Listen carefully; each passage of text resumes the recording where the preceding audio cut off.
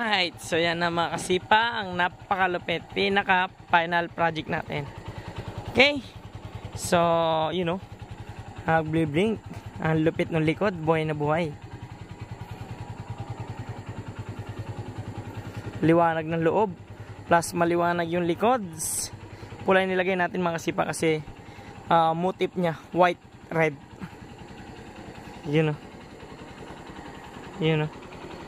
Tapos pag i-preno natin, nung preno man nung preno, pag preno natin is nagiging pula siya lahat. Preno, bitaw. Preno. Okay. Goods. Thank you for watching. Powered by Albert Sodos Group. So peace.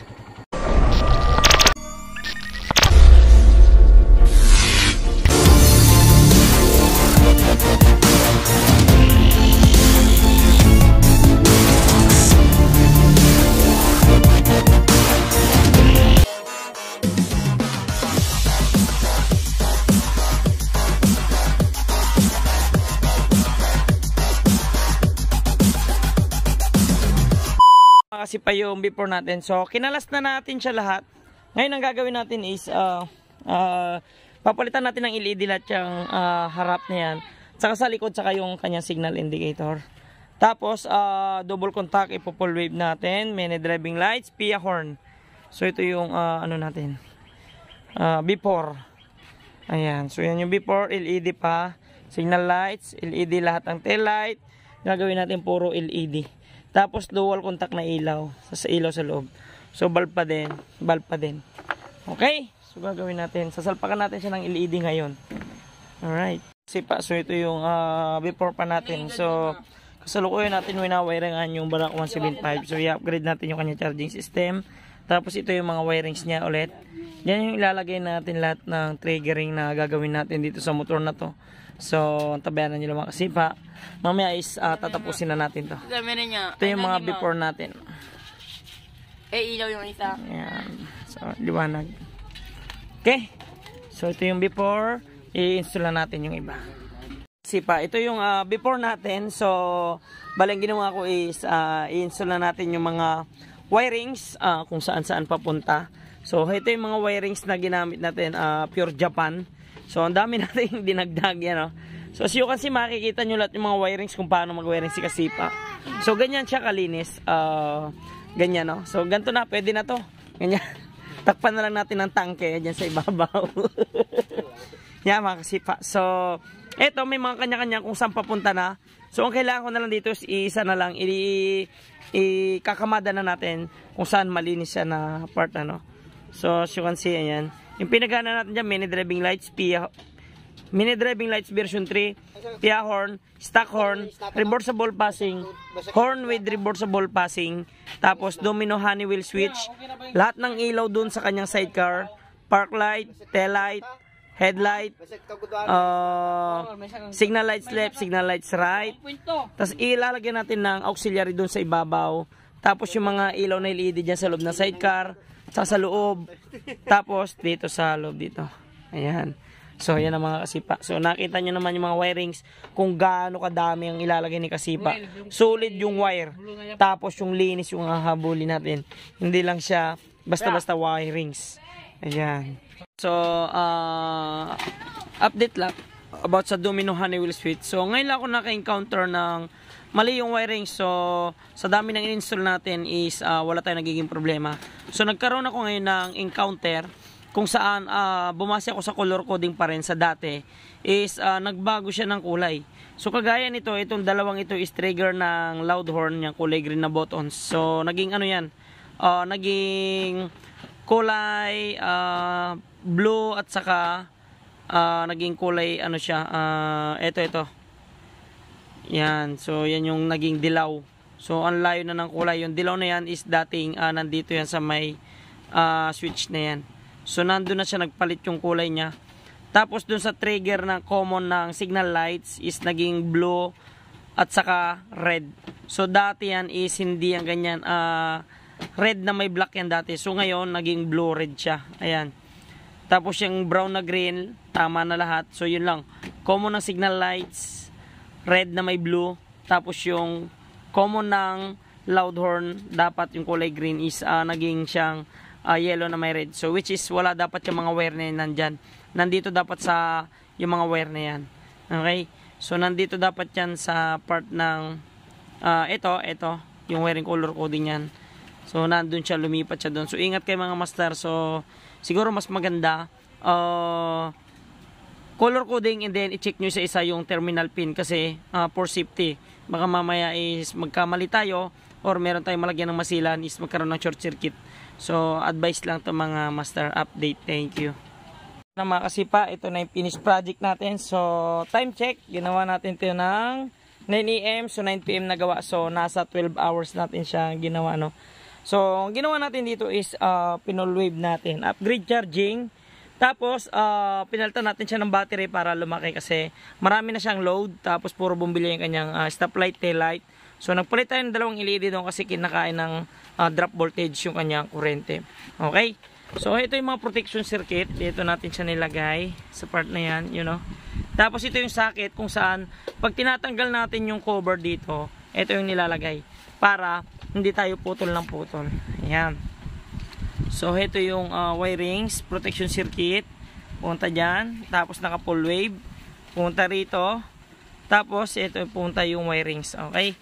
So pagdating dito ko na lahat trinigger yung kanyang mga supply gaya ng dual horn, PIA, stock horn, tapos mini driving lights, tapos headlight, LED, tapos mga ilaw sa loob, tapos yung kanyang auxiliary dun sa taas na nakabang. So nandito na lahat. Tapos in-install natin siya ng reversible passing, horn with reversible passing mga kasipa. So nandyan lahat naka-install na. Okay? So ito naman yung domino Honeywell switch full function. Okay? So ito yung reversible passing. Ito yung high and low combi, high and low ng headlight, hazard, left and right, stock horn, loud horn. Tapos mini driving lights, high and low. Okay? So nilagyan din natin siya ng voltmeter. Yan. You know? Tapos ginawa natin LED rin yung kanyang panel indicator. LED signal light sa harap, LED signal light sa likod, brake light LED, headlight LED, tapos yung kanyang ilaw dito sa likod ng sidecar is ginawa nating LED yung kanyang ilaw. Okay. Tapos nilagyan natin siya ng double contact, puti na may pula dito sa motor. Tapos ginawa natin pula yung motor na yan, yung sa ilalim ng ilaw. Tapos meron siyang abang na auxiliary dito sa taas. Tapos meron din siyang abang para sa ilaw dito sa angel eye sa harap later on. Okay? So, samahan nyo ko mga kasipa. Ito yung mga wirings. Ayan.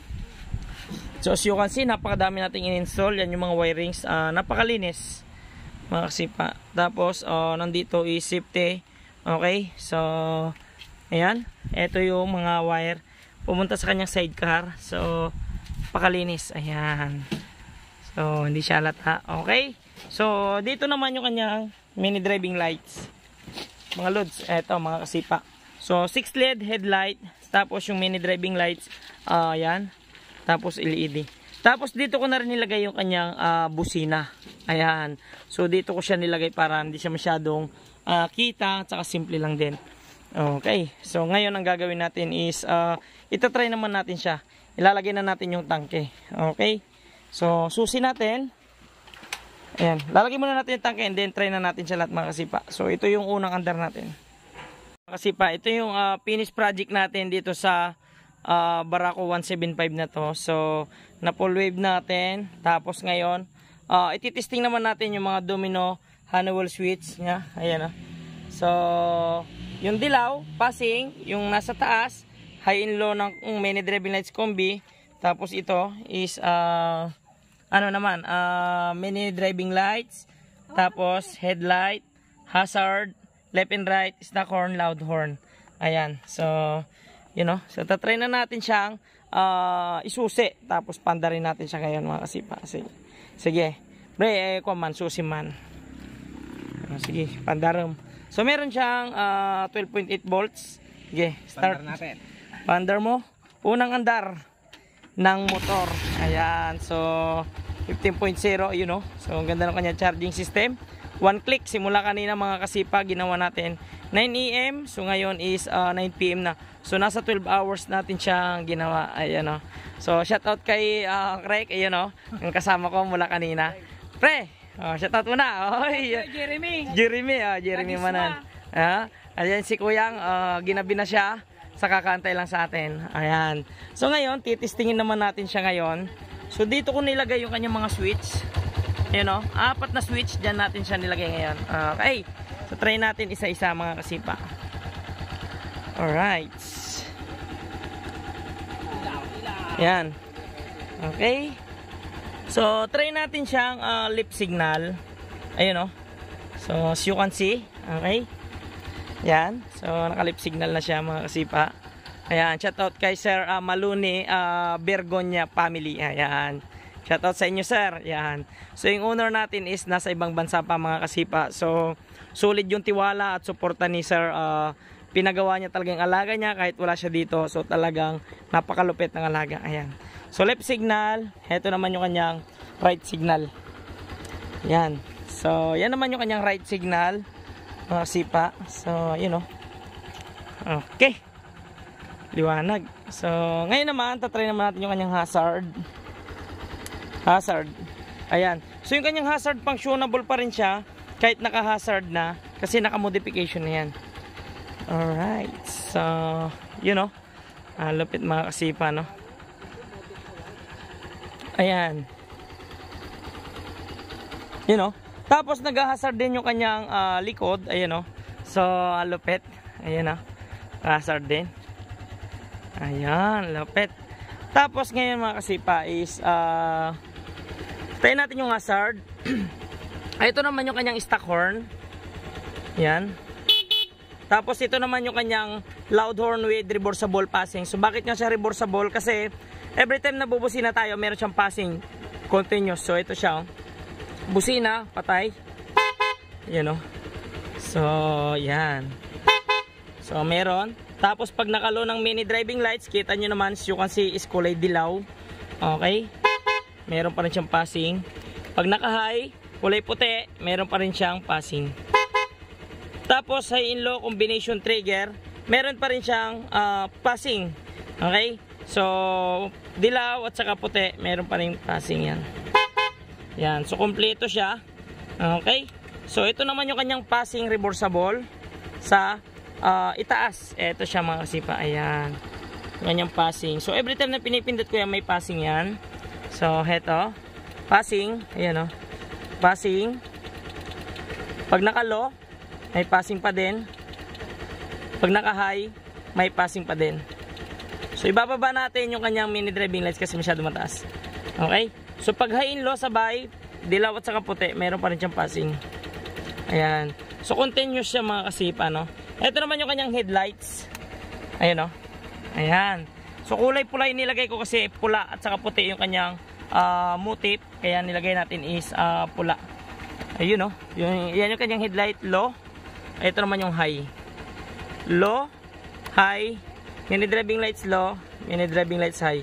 So ang lupit ng liwanag. Kitang kita mo yung tatawid na langgam.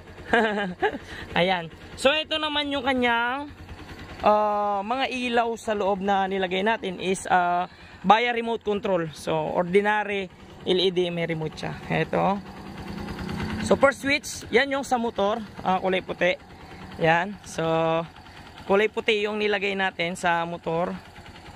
Ayan mga kasipa. Kasi puti yung motif niya is puti din. Yan no.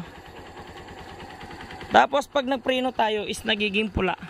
Ayun, alright. No, preno mo nga to. Ayan. Okay. Yan.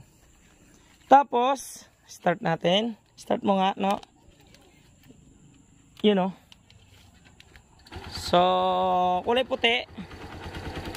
Tapos, sa loob naman is kulay red na may blinker. So, yan yung kulay pula nilagay natin. You know. So, kulay red yung nilagay natin. Ayan, so kita na yung busina sa loob.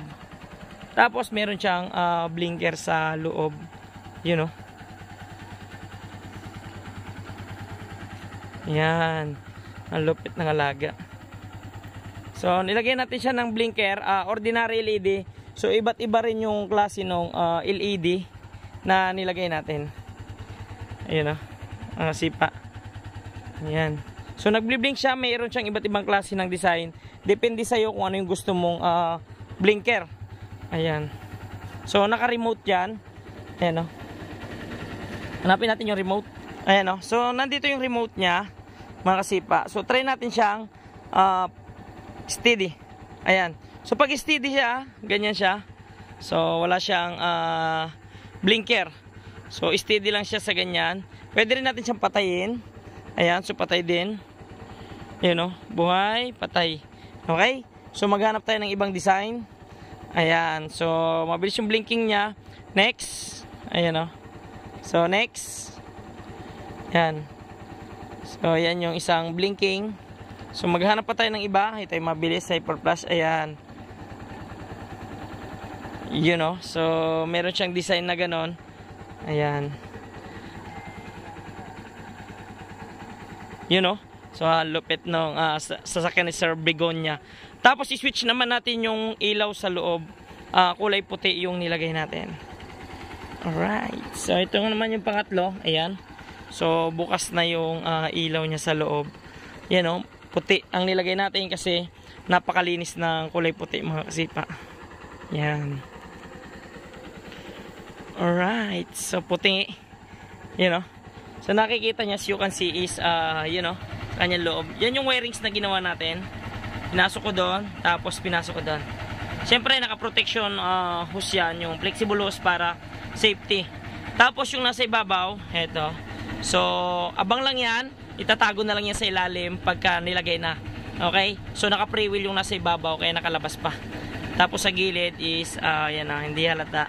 Yan. Nasa gilid na siya.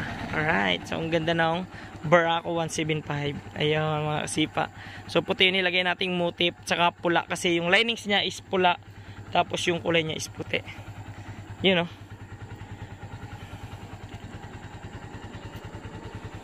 Yun. Shout out kay Sir Maloney Begonia.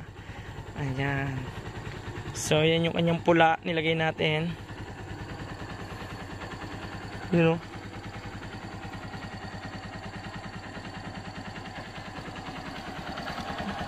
So, napakalinis ng kanyang ilaw kasi puti ang nilagay natin. Ayan. Kita yung makina. Ayun, no. Okay. Tapos, hazard. Sabay-sabay na natin. Okay, so as you can see, 12.1.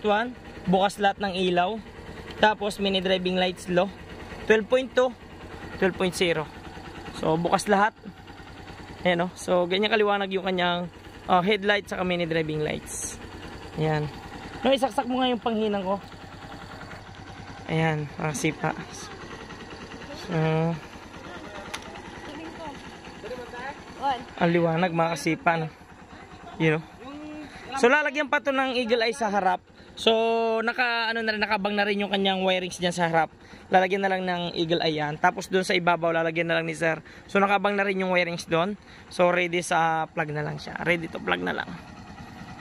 Alright. Lupit, mga lods. Ayun, no? Solid. Ayan, tapos i-high natin. Sabay-sabay na lahat yan, mga kasipa. Ayan. So, yun yung kanyang headlight. You know.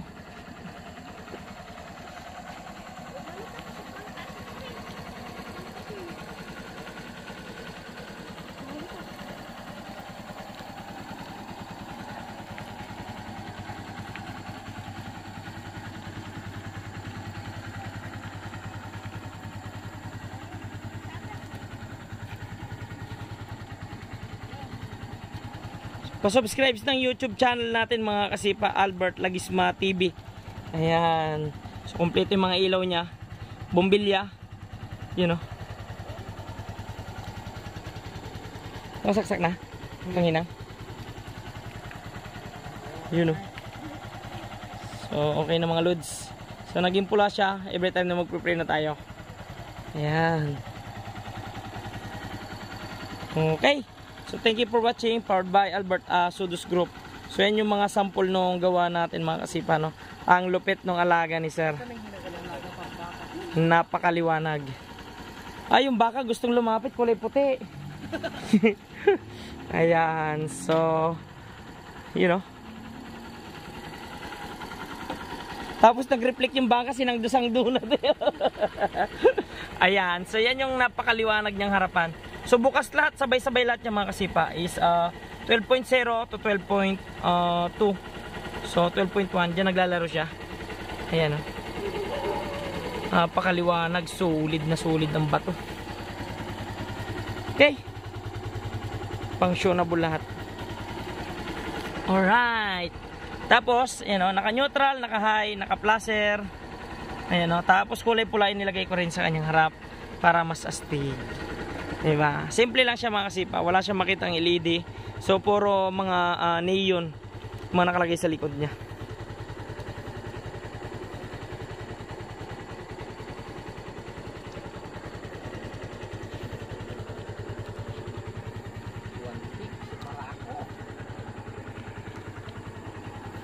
Liwanag ng loob. Come in.